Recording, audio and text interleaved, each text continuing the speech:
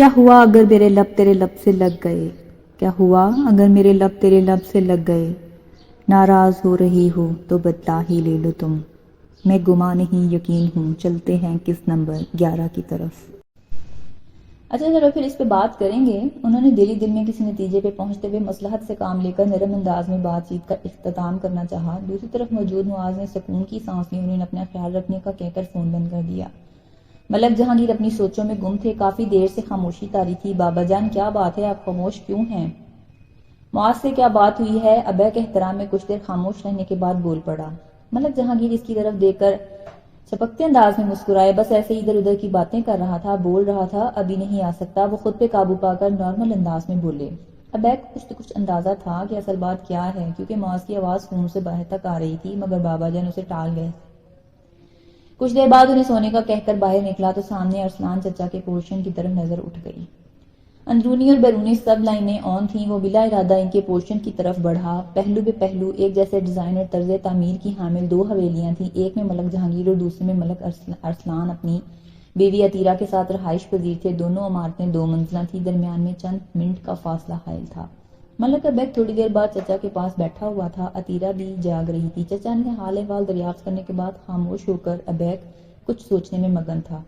ان خیالوں میں گم ہو ابیک، عطیرہ چچی نے خاموشی کے طلسم کو توڑا تو وہ مسکرا کر جھوم کر مسکرایا۔ ابھی سے حسین اور تصورات میں کھو گئے ہو جناب، جبکہ پہلے ہم نے معاذ کے لیے لڑکی دیکھنے جانا ہے۔ ارسلان چچا کا لہجہ شرارت سے بھرا ہوا تھا، وہ گڑبڑا سا گیا۔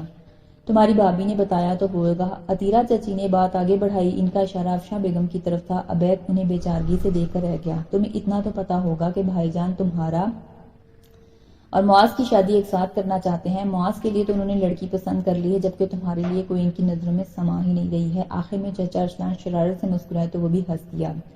چچا جان، ابھی بابا جان کی معاذ سے بات ہوئی ہے، وہ شاید شادی اور رشتے کے لیے راضی نہیں ہے۔ ابیک نے محتاط الفاظ کا انتخاب کیا۔ ہاں، وہ شروع ہی سے اپنی پسند اور ناپسند کے بارے میں بہت حساس ہے، اس کی یہ عادت ابھی تک نہیں بدلی ہے۔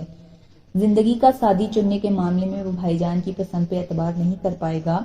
ارسلان نے صورتحال اور معاذ کے بارے میں درست ترین تجزیہ کیا تھا، ایک اپنی الجھن کو دور کرنے ان کے پاس آیا تھا، اور واقعی تھوڑی دیر بعد وہ سب فکریں ذہن سے جھٹک کر ان کے پاس مسکرا رہا تھا۔ عطیرہ بہت غور سے اسے تکتے ہوئے دل ہی دل میں جانے کیا سوچ رہی تھی۔ زیان کالج سے آ کر کھانا کھا رہی تھی، رحمت بوا اسے حسب عادت ادھر ادھر کی باتیں کر رہی تھی، وہ پوری دلچسپی سے سن رہی تھی جب انہوں نے ایک سماعت شکن دھماکہ کیا۔ زیان بیٹا، آج کل گھر میں تمہاری شادی کی باتیں ہو رہی ہیں۔ بوا نے ادھر ادھر نگاہیں دوڑا کر کسی کے نہ ہونے کا یقین کر کر دبی دبی آواز میں یہ جملہ بولا۔ زیان اپنی جگہ سے کسی سپرنگ کی طرح اچھلی، ہاتھ میں پکڑا روٹی کا نوالا چھوٹ کر نیچے گر گیا۔ آپ کو کس نے کہا ایسا؟ ہاتھ میں پکڑا پانی کا گلاس اس نے ٹیبل پہ پٹکنے کے انداز میں رکھا۔ بوا اس کے تیوروں سے سہم گئی، بات ان کے منہ سے نکل چکی تھی، وہ پچھتا رہی تھیں کہ ناحق اس ذکر کو چھیڑا۔ چھوٹی بیگم امیر میاں نے اس موضوع پر بات کر رہی تھیں، میں دودھ رکھنے ان کے کمرے میں گئی تو کچھ باتیں نہ چاہتے ہوئے بھی میرے کانوں میں پڑ گئیں۔ انہوں نے ڈرتے ڈرتے کہا، کیا کہہ رہی تھی؟ وہ زیان کا اشارہ زرینہ بیگم کی طرف تھا، اس نے دانت سختی سے ایک دوسرے پہ جما رکھے تھے۔ یہی کہہ رہی تھی کہ اب زیان کی شادی کی فکر کرنی چاہیے، ایک لحاظ سے تو وہ ٹھیک ہی کہہ رہی تھی۔ امیر میاں کے جیتے جی تمہیں اپنے گھر کا ہونا چاہیے، جہاں ایک پل کا بھی اعتبار نہیں۔ پھر امیر میاں بھی تو فالج کے بعد بستر کے ہو کے رہ گئے ہیں، ایسے میں چھوٹی بیگم کے سر پہ ہی ساری ذمہ داری ہے نا۔ زیان کسی گہری سوچ میں ڈوب گئی۔ بوا نے شکر کیا کہ اس نے شور نہیں کیا، ورنہ اسے کچھ بعید نہ تھا۔ زیان انہی قدموں کے ساتھ چل کر اپنے کمرے میں آ گئی۔ اس نے شادی کے بارے میں کبھی سوچا نہ تھا، اور ابھی شادی کے نام پہ اس کے خیالات عجیب سے ہو رہے تھے، جن کو وہ کوئی معنی بنانے سے قاصر تھی۔ دبے دبے الفاظ میں پہلے بھی اس کی شادی کا تذکرہ ہوتا تھا، مگر اب شاید سنجیدگی سے اس پہ غور و فکر ہو رہا تھا، تبھی تو بوا نے اسے بتایا تھا، ورنہ وہ اس کے ساتھ ایسی باتیں کم ہی کرتی تھیں۔ لگتا ہے زرینہ آنٹی مجھے اس گھر سے بہت جلد رخصت کرانے کے چکر میں ہے، اس سے پہلے بھی مجھے اپنے پیروں پہ کھڑا ہو جانا چاہیے تاکہ گھر والوں کی دستے نگر بن کر زندگی نہ گزارنی پڑے۔ وہ بہت حساس ہو کر سوچ رہی تھی۔ امیر علی 2 سال پہلے مفلوج ہونے کے بعد بستر کے ہو کے رہ گئے تھے، ان کے جسم کا دایاں حصہ سن تھا۔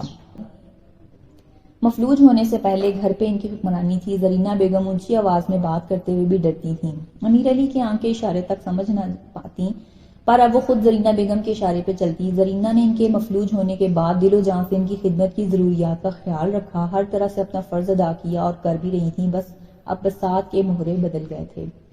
کوئی بھی کام ان کی مرضی کے بغیر سر انجام نہ پاتا۔ امیر علی کی بادشاہت ختم ہو گئی تھی۔ یہ زرینہ بیگم کی حکمرانی کا دور تھا اور وہ اس کے نشے میں چور تھیں۔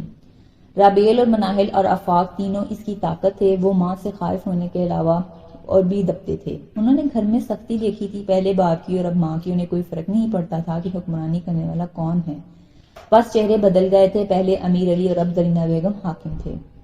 زیان امیر علی کی سب سے بڑی اولاد تھی۔ اس کا معاملہ تینوں بہن بھائیوں سے مختلف تھا۔ زرینہ سے کسی خاطر میں نہ لاتی۔ اتنے برس گزر جانے کے بعد بھی زیان بے حس ہو چکی تھی۔ وہ اندر سے باغی اور بے چین روح تھی۔ اپنی بغاوت کو فروغ کرنے کے لیے اس کے پاس کوئی راستہ نہ تھا۔ اس کے لب سلپ تھے اور دل میں طوفان تھے، اور ان طوفانوں نے جانے کون کون سی تباہی ابھی لانی تھی۔ ابھی تک وہ حد و جام میں ہی مقید تھے۔ دوستو، اس ایپیسوڈ کے بارے میں اپنی قیمتی رائے سے آگاہ ضرور کیجیے گا۔ اپنا بہت زیادہ خیال رکھیں، خوش رہیں، خوش رکھیں، خوشیاں بکھیرتے رہیں۔ اگلے ایپیسوڈ کے ساتھ ملتے ہیں نئے ولاگ میں، اور اگر چینل کو سبسکرائب نہیں کیا تو چینل کو سبسکرائب کر لیں تاکہ اگلی آنے والی ایپیسوڈ آپ تک پہنچ سکے۔ تب تک کے لیے اللہ حافظ۔